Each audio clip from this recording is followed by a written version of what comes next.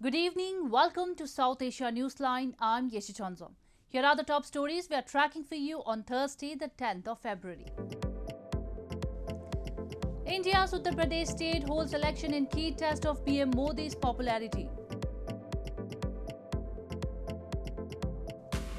Medicines become expensive in Pakistan. Manufacturers decry unclear taxation policies. And long dark COVID-19 shadow looms over Nepal's tourism destination Thamel. And now for all the details. India's most populous northern Uttar Pradesh state on Thursday held voting for the first out of 7 phases of local assembly elections, a key test for Prime Minister Narendra Modi and his ruling Bharatiya Janata Party. Addressing a poll rally, PM Modi urged voters that it was necessary for his party to remain in power for development, law and order, and ensuring that women can live without fear.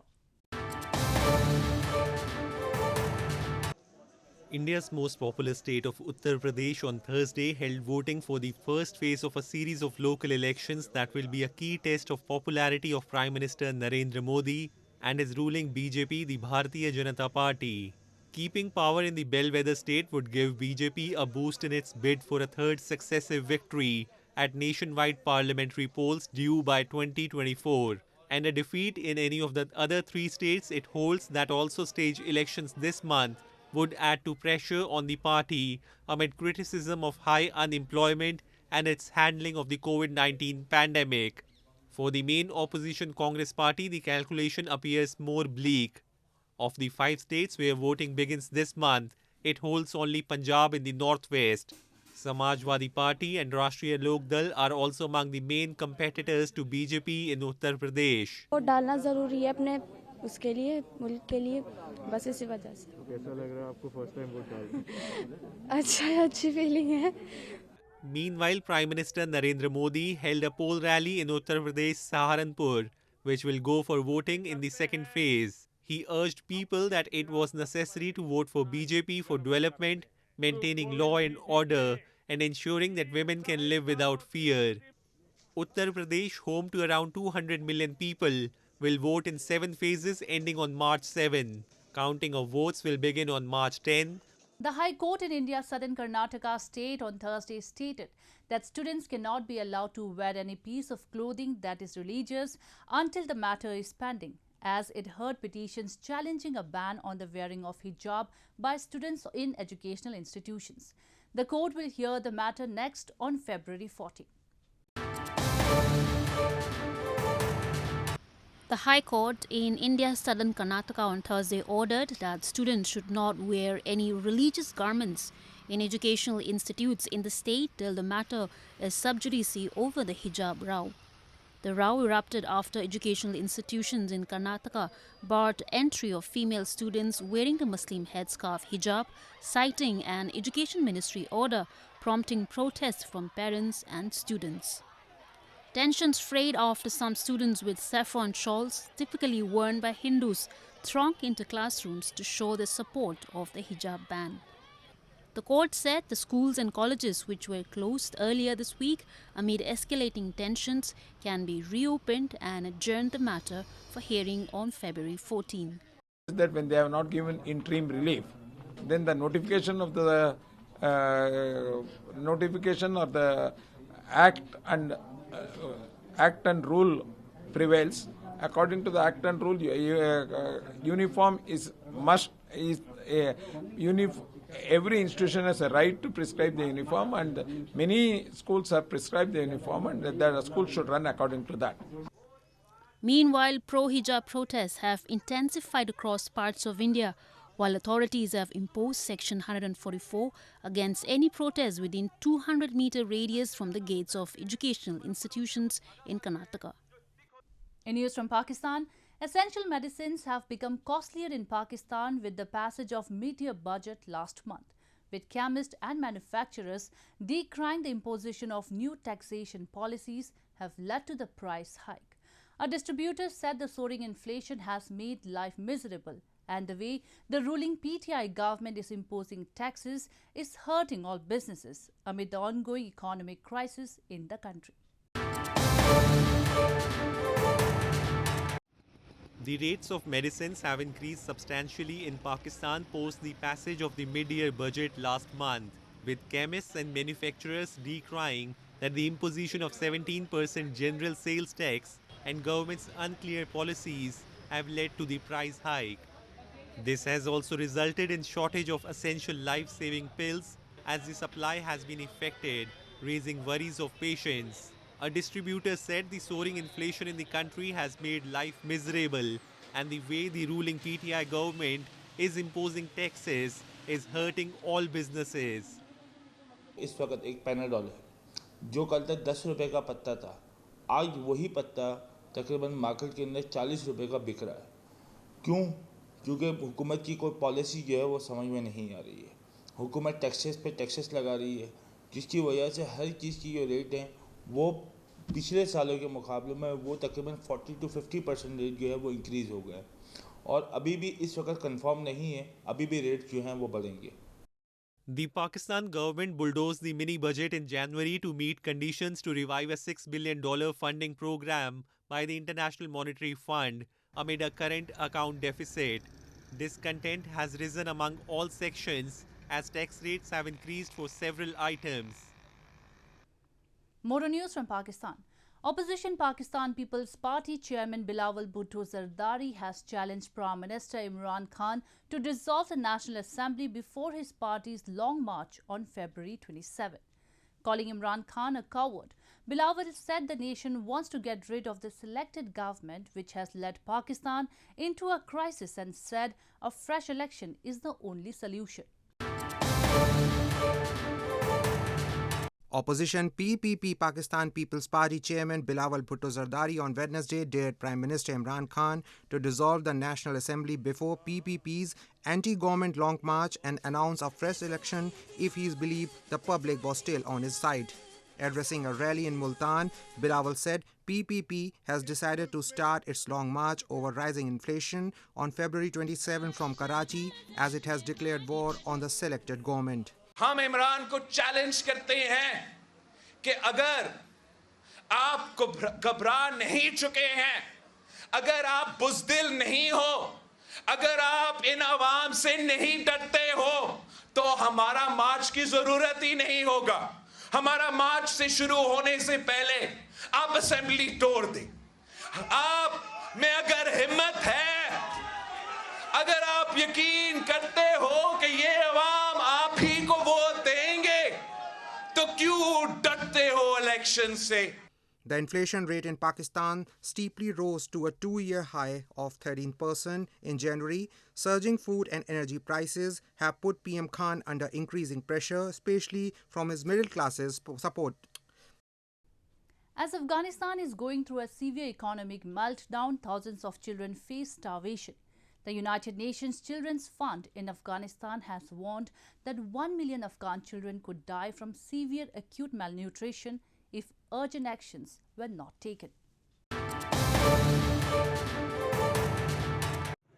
UNICEF, the United Nations Children's Fund in Afghanistan, has warned that 1 million Afghan children could die from severe acute malnutrition if urgent actions were not taken. According to the United Nations, nearly 23 million people, about 55% of the population, are facing extreme levels of hunger, with nearly 9 million at risk of famine as winter takes hold. Mothers and malnourished children have filled the rooms in Kabul's main children's hospital, the Indira Gandhi Children's Hospital.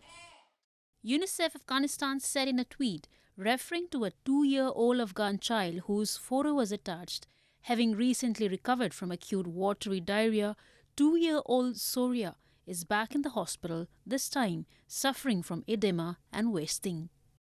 In another tweet, Medina, mother of 3, has spent the last 2 weeks in the hospital getting her 8-month-old Siraj treated for severe acute malnutrition and heart problems. Afghanistan's economic crisis accelerated after the Taliban seized power in August as the former Western-backed government collapsed and the last US troops withdrew. The economic meltdown has tipped millions into poverty and made Afghanistan one of the world's worst humanitarian crises. The United States recently formally exempted US and UN officials doing permitted business with the Taliban from US sanctions to try to maintain the flow of aid to Afghanistan. In news from Nepal, an opposition party lawmaker from Karnali province, Dal Rawal, has demanded Nepal's federal government publicize a report on the border issue with China at the earliest. A leaked Nepal government report commissioned last September has accused China of encroaching into western Nepal along their shared border. Dal Rawal, Karnali Province Assembly representative of Nepal's opposition CP and UML from Humla district on Wednesday demanded federal government publicize a report on the border issue with China at the earliest. A leaked Nepal government report commissioned last September has accused China of encroaching into western Nepal along their shared border. The committee was formed to study the dispute over the Nepal-China border.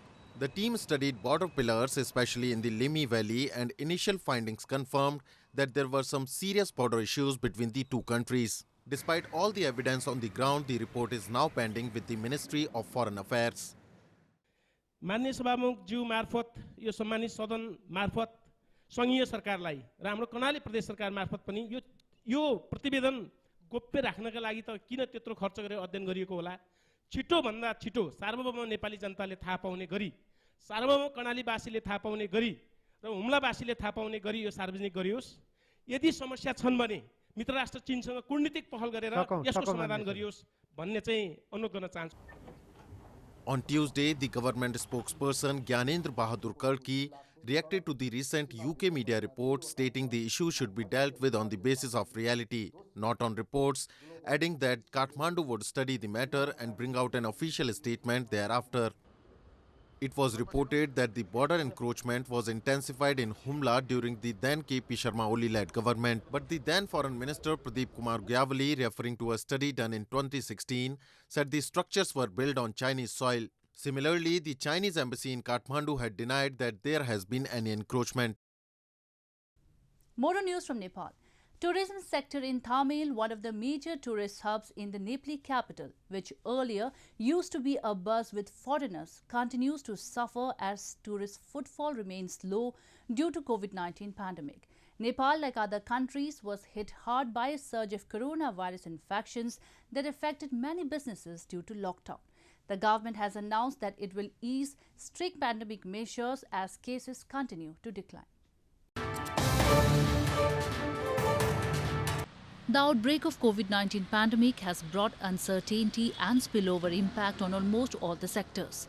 In Thamel, one of the major tourist hubs in the Nepali capital, there used to be big crowds for refreshment and recreation until the enforcement of lockdown last year.